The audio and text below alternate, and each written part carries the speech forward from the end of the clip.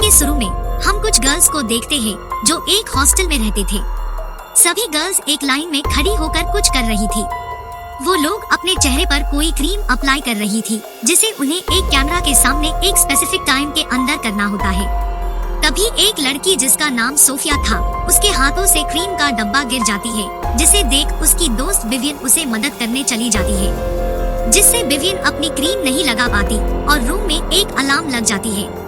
तभी कुछ गार्ड वहां आकर विवियन को पनिशमेंट के लिए ले जाते हैं, मगर सोफिया डर के वजह से चुप रहती है।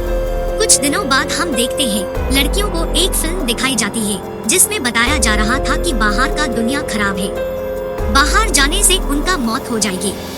उन लड़कियों को बचपन से यहीं पर रखा गया था। उन्हें उस हॉस्टल के नियम माननी पड़ती थी, नहीं तो उनको पनिशमेंट मिलती। उनके बिल्डिंग ना कोई खिड़की था ना दरवाजा, जिससे उन लोगों को सूरज का रोशनी तक नहीं मिलती थी। सभी गर्ल्स बचपन से यही रहते थे और जैसे जैसे बड़े होते उन्हें एक एक अलग फ्लोर में भेज दिया जाता था।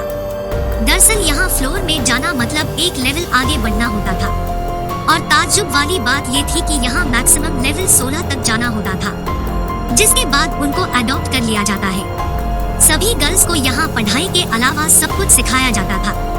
उन्हें लड़ाई झगड़ा से दूर रहने को बताया जाता था, क्योंकि लड़ाई होने से उनका चेहरा खराब हो सकता था।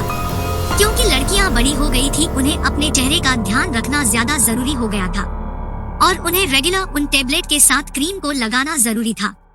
इसे न मानने की वजह से उन्हें पनिशमेंट भी मिल सकती थी। उनके केयर टेकर उनके लिए नई ड्रेसेस लाई थी जिसमें उनका नाम लिखा था।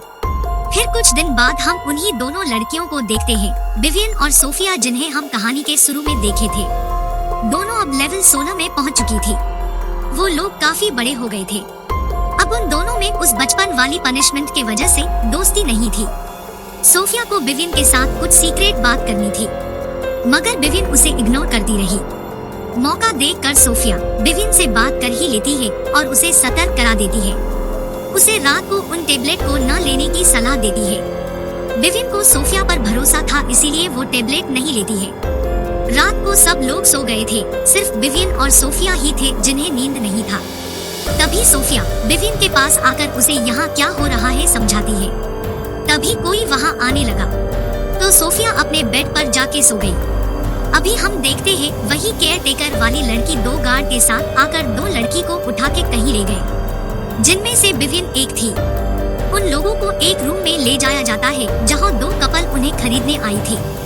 ये सुनकर विवियन के पैरों तले जमीन खिस गई, क्योंकि वहाँ कोई अडॉप्ट करने नहीं आता था, बल्कि उन्हें बेचा जाता था।